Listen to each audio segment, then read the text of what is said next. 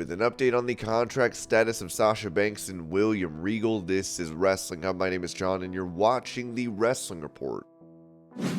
Before we get into the rest of the video, make sure you subscribe to Wrestling Hub and turn on all notifications to stay up to date with everything in the world of pro wrestling. Also, don't forget to follow us on Instagram at Wrestling Hub Official and follow us on Twitter at Wrestling_Hub.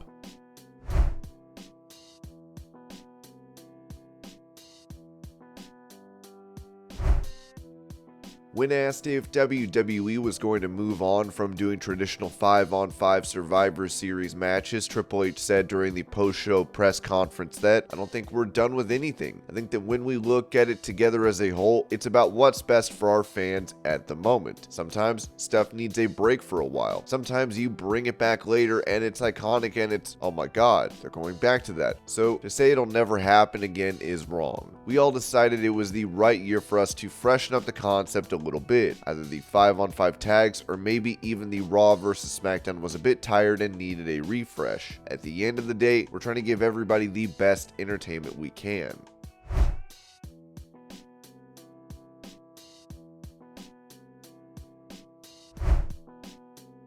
Talking about being the 5th member of her Wargames team last night, Becky Lynch said, "Lads, I was terrified. No, I wasn't terrified in the moment. I was terrified getting up there in practice today. I climbed up the cage as I wanted to see the height of it, and my palms were sweaty, knees weak, arms spaghetti. There was no vomit on my sweater already, but when you have the feeling and the energy of the crowd, I feel like anything is possible. It's the people that let you feel like you're a superhero and make you feel like a superhero, so then you become a superhero. And God bless Dakota Kai and Io Sky, I'm sure they're feeling a lot worse than I am."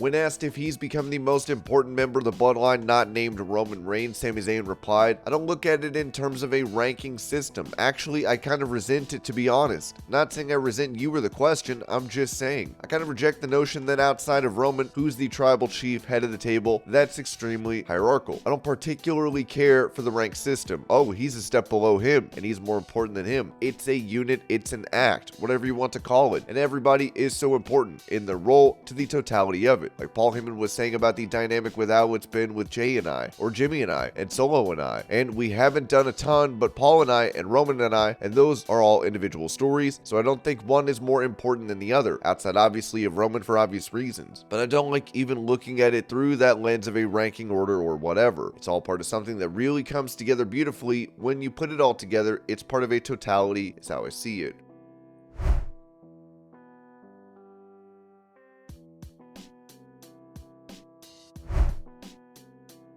On his podcast, Jim Cornette reviewed the match for the Trios title at Full Gear between the Elite and Death Triangle, saying, "But nevertheless, speaking of insufferable douchebags, let's move on to this match." They had the dramatic milk of the EVP's music and then a video on the screen of they had written about themselves and their wayward sons, and they will carry on. They in their minds and in the universe of their small little clique of stooges and sycophants, Cutlet and Knock It Off and Phallus, these three think that they're the they think that they are superstars. And then Tony is dipped in his pockets again. Here comes the opening strings of Carry On My Wayward Sons by Kansas. And they say that I'm behind the times on my musical taste. Tony had to pony up to Kansas and or the record company to indulge these twats, their Wayward Son entrance and their big return. And so here they come with Cutlet and Knock It Off and Phallus, the guys who built the company and the ones whose pettiness and self-indulgent masturbatory fantasies of themselves are going to tear it down. And the corpse referee was in charge of the action. It had all the ingredients of an indie-rific spectacle, and the fans that were there loved those dorks. And then the bell rang, and we already knew what it was going to be. And all 6 of these guys only ever have one match, and they do the same every time. And to be honest, if I stopped to break down how stupid and phony each of these middle school cheerleading routines were, it would take 3 hours. People would be bored. AEW botches on Twitter, catch them while it lasts, folks. But a big great segment of this thing sent to yakety sacks that fit, it wasn't sped up. It just looked like it. I will say it was unwatchable to anybody that's ever been a fan of pro wrestling or consider themselves a professional in this industry. And then Felix hit Twinkle Toes in the head with a hammer and beat him 1, 2, 3. Did I miss any nuances of this contest?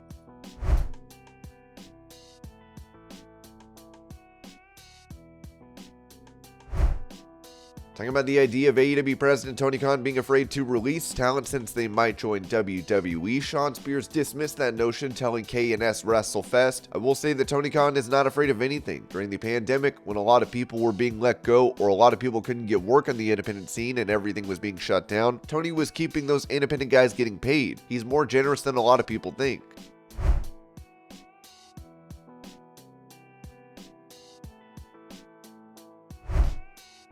Speaking about the reports of backstage issues in AEW, Tag Team Champion Anthony Bowens told ESPN Chicago, "That's the problem with the media sometimes. People like to throw these headlines out there and they read one and they'll read it from another site and they'll read it from a third site, and all of a sudden they've built this perception of, oh my god, it's chaos. It's nothing like you're reading. I really enjoy our locker room. I will read the dirt sheets from time to time just to see how accurate they are, and surprisingly, they are not accurate. People take what you read on the internet with a grain of salt because there are a lot of fabrications. A lot of people need clicks for their website, so they're going to put the most dramatic headline that there is out there. Just know that all is well. The company is doing well. It's a fun place to be. I really enjoy coming to work every single week. It's exciting. There hasn't been a moment where I'm like, oh, this is dreadful. Oh my god, there is so much trauma." Not like that at all.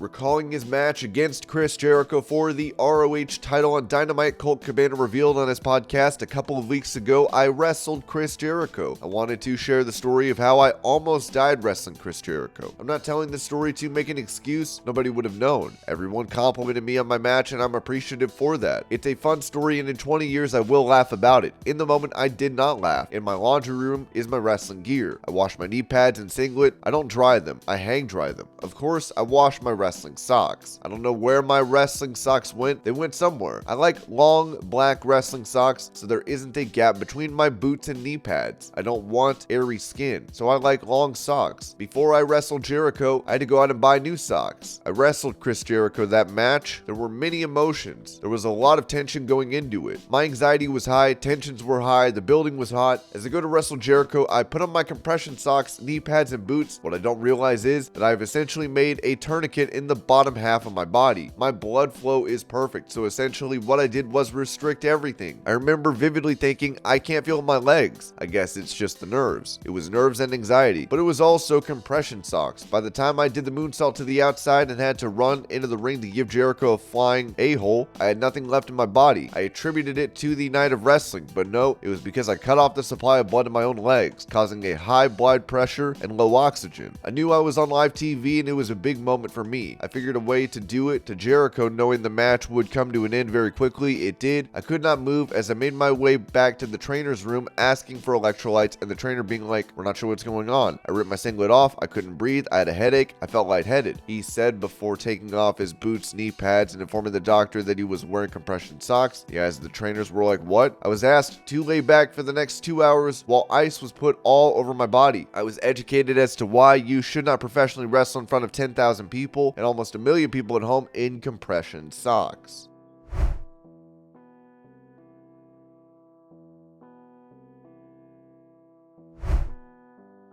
Touching on her not being a champion in WWE for the last 2 years, Alexa Bliss told BT Sport, "I just feel like I've won. We see a lot of the same people hold titles, so it's nice to see new people hold titles. I'm really super excited when Liv Morgan won the title, so it's cool to have different opponents. And if I'm not going to be the champion, I want to be the person working opposite of the champion. So it's nice to see the other girls have their moments, but I also wanted to be the character that's working across from them. I would love to be the champ again, but for me, it's the creative aspect that really drives me. I want to evolve. I want to evolve my character. I want to see what else I can become, and I think that's my main goal."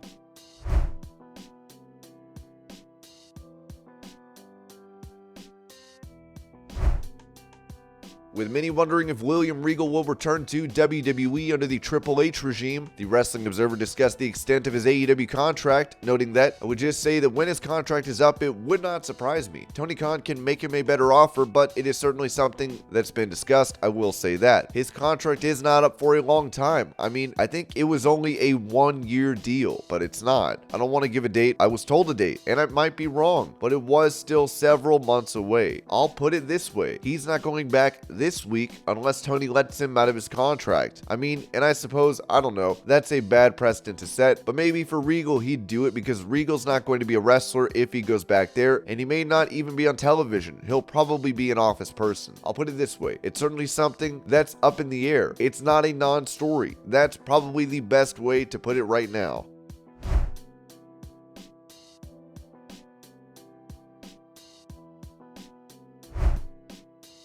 Also on Wrestling Observer Radio, an update was given on the situation with Sasha Banks returning to WWE. As Dave Meltzer said, they're in contract talks, and the last I heard, it's a money situation, and that was a long time ago, so I don't know where it stands right now. Sasha would also make a post following Survivor Series where she had many hashtags, one of which was AEW, as it remains to be seen what is next for the star. And this was your pro wrestling news update. I hope you're all having a great day. Thank you so much for watching, and I'll see y'all later.